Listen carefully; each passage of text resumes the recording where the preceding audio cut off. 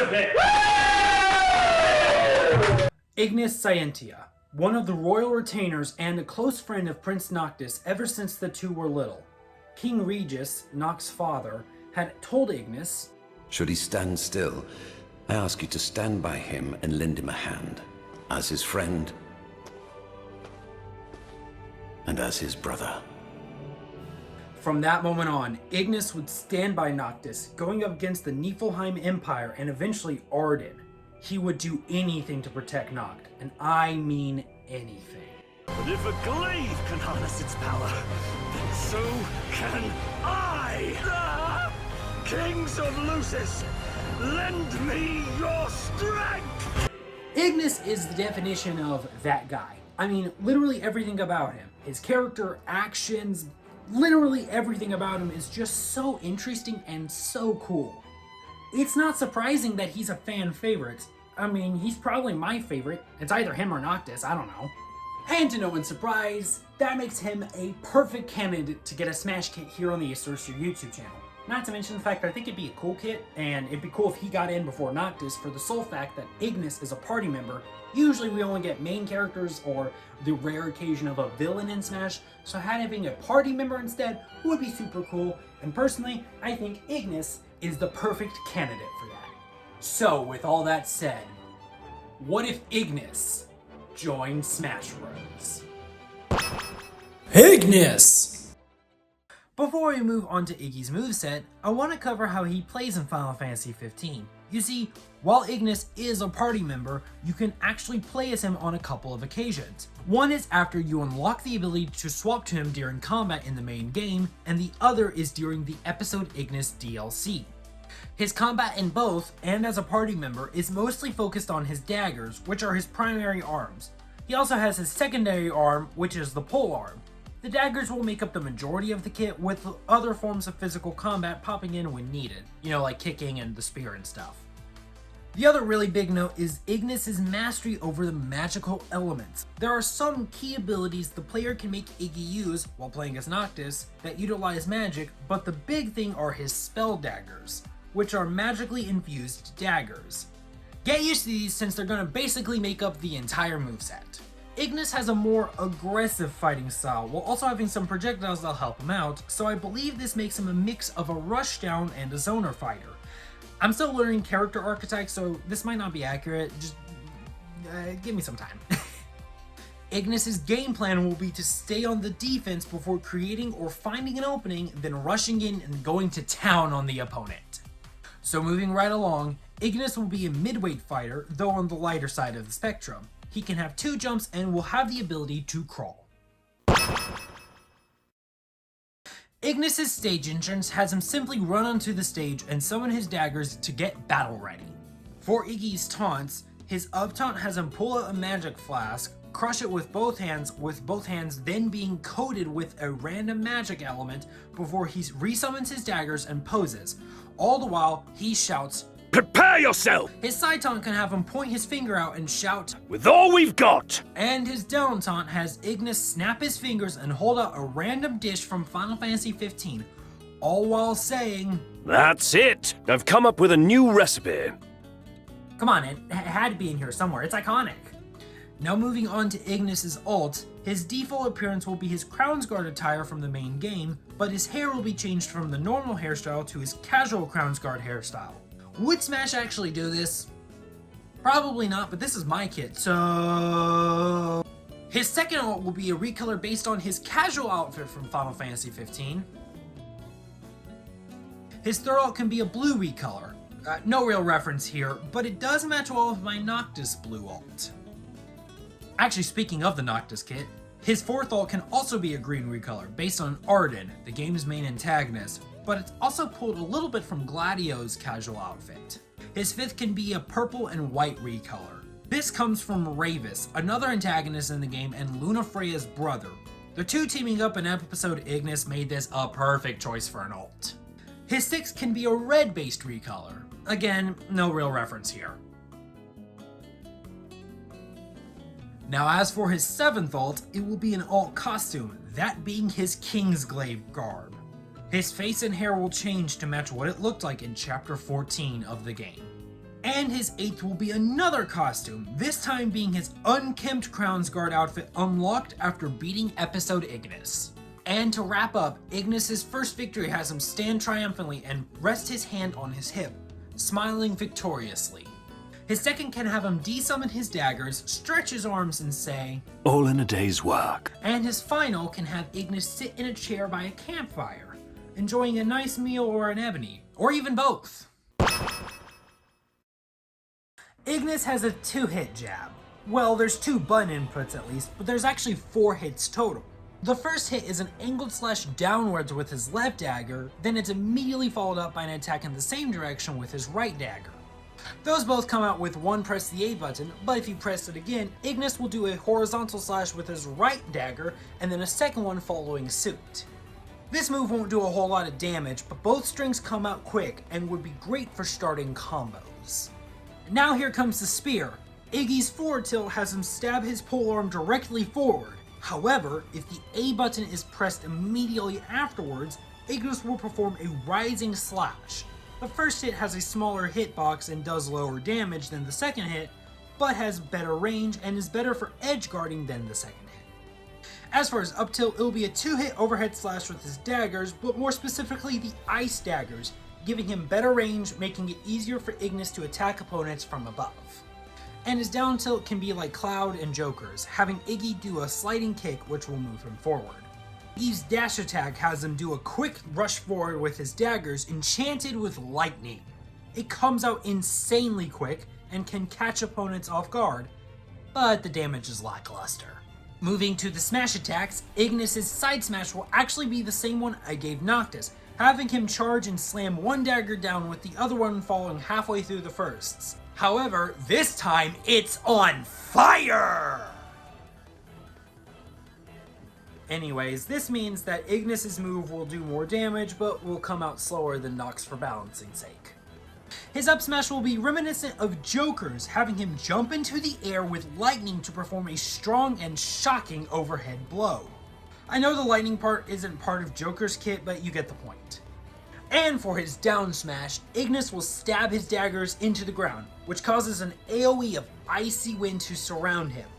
This move is the slowest of his smash attacks to come out, but it has great range, as it not only covers a vertical distance, but a horizontal one as well.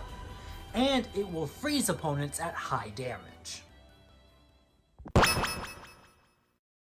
Now moving to Ignis' aerials, his neutral air will be like Link's, having Ignis simply kick forward. It comes out fairly fast and also has pretty solid damage. For his forward air, he'll do a 2-hit horizontal spin with his daggers. This move has great range and even moves Ignis forward a bit, but it has a bit of in-lag if the move doesn't connect. Oh, and they're on fire, I almost forgot that. His back air will pretty much be the same as Joker's. Actually, that said, I want to say something real quick, completely random. Back airs are hard as hell to come up with. Like, seriously, they have no reason to be this complicated, but, like, back airs. What are they? His up air is another 2-hit slash attack, and for his down air, Ignis uses his polearm to slam downwards. Think of it as Link's, but with a spear, serving as a stall and fall. This comes from Ignis' high jump technique that he can use when playing as him. Ignis' grab has him desummon a dagger to grab the opponent, and he'll pummel by kneeing the opponent. Nothing crazy here. His forward throw can have him just ram into the opponent to launch them forwards. His back throw can actually be what I gave to Ganondorf earlier this year, having Ignis catch the opponent with his polearm to throw them backwards. His up throw is a simple toss upwards, again nothing crazy here, and his down throw can be like Cloud's, having Iggy slam the opponent into the ground. Unlike Cloud's though, it'd actually be good at starting combos. Again, there's nothing crazy to this section, but Now we've arrived at Ignis' specials, which let's just say he's gonna be cooking up something with this. Jokes aside, these moves' main purpose are to either close an opening or to force an opening to, well, open. Let's go ahead and get into it. For Iggy's neutral special, it will be the first technique he learns in Final Fantasy XV, Mark. This move will start with Ignis throwing a dagger straight in front of him. It will go about a third of the length of Final Destination and goes decently fast, but does minimal damage, like 3% or so. However, there's more to this move than just that. You can follow up the initial throw with up to 3 more consecutive throws. If you wait too long, you won't be able to get the really cool benefits. What really cool benefits? Well, the biggest one is that each time you throw out a dagger, it will increase in both distance and speed, with the final throw going almost the full length of Final Destination, and coming out incredibly fast. Oh, but there's more. If you manage to hit an opponent and continually hit them, the move will increase in damage. I'm not really good at deciding exact percentages of moves, in movesets and stuff, which is why I don't usually do it, so this might be a little bit unbalanced, but with that said, each hit will do double the previous. Let me explain. The first hit will do 3%, the second will do 6%, the third will do 12%, and the final will do 24%. The only caveat is that this damage only applies to the first hit opponent. If you hit another opponent, the damage multiplier will reset. Not the range and speed though. These will stay as long as you continuously attack. Overall, Mark is a tricky move, but if used right, will catch opponents off guard and rack up that damage. For his side special, Ignis will use his final and most powerful technique he learns in Final Fantasy XV, Sage Fire. Ignis performs a quick rushdown with his daggers that will go about half the length of Final Destination. The rush itself won't do any damage, at least not until the end, which has Iggy swing his daggers right in front of him, causing fire to erupt. That is going to deal a lot of damage, making it his best move in raw damage alone.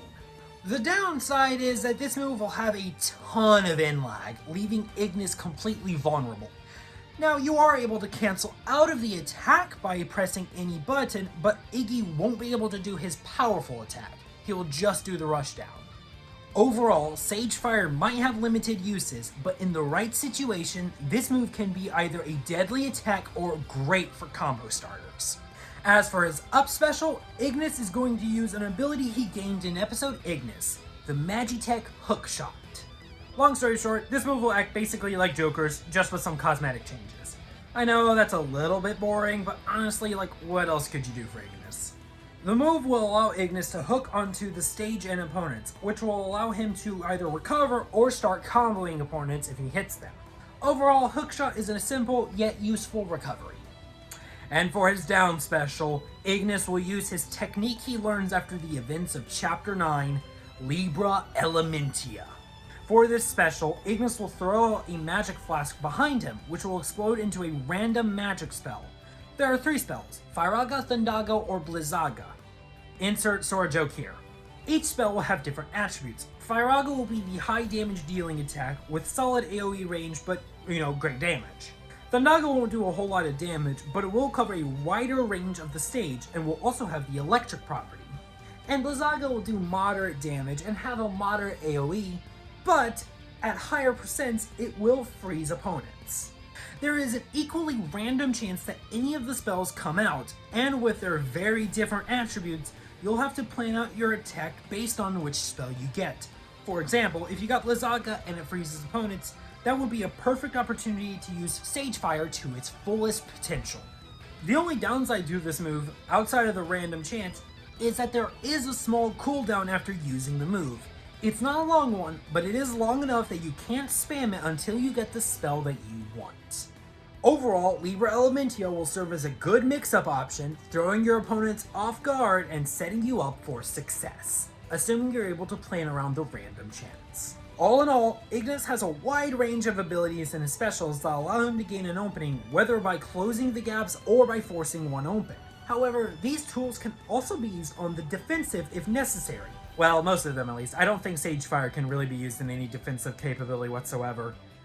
If you can figure it out, I'd genuinely be impressed. But now let's finish this up with Iggy's final smash. Now for Ignis's final smash, it will be the special attack he can use while playing as him, that being Total Clarity.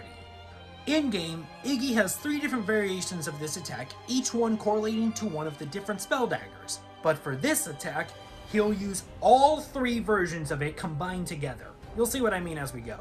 This will be a cinematic final smash, starting with Ignis rushing forward to catch opponents. The opponents will be brought to a special area, with Ignis clearing his mind, readying to fight. Then, Ignis will toss his daggers up into the air, striking opponents with lightning. He'll then jump up and backflip, summoning a rising icy wind. He then finishes by igniting his daggers and repeatedly throwing them forward to hit opponents and finish the attack. This move will rack up damage and send foes flying. With this in mind, just like with Ignis' whole kit, the right strategy can cause this final smash to be deadly. But wait, there is just one more thing. If Ignis' 8th ult is used, you know, the one in the unkempt Crown's Guard, this move will actually become the Ring of the Lucii. The only difference is the intro bit. Instead of clearing his mind, Ignis will put the ring on, feeling the power and pain flow through him, with his eyes flaring and glowing. On top of that, all the moves have a blue and pink flare accompanying them. Overall, Total Clarity will show just how powerful this Royal Retainer truly is, and if his 8th ult is used, he'll show just what he's willing to do to protect Noctis.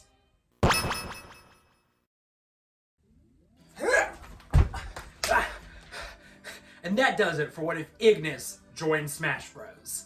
This is one that I've been brewing for quite a while. I'm gonna put the daggers up real quick.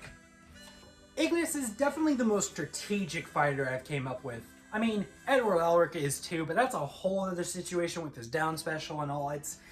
He's his own breed. Ignis, I guess, is a more realistic strategic fighter. Yes, that's what I would say. He's a fighter that you would have to practice with to actually get good at. I mean, like characters like Mario or Sora here, you can just kind of pick them up and learn them pretty quickly, and then learn the nitty-gritty details as time goes on. It's like, it's not important.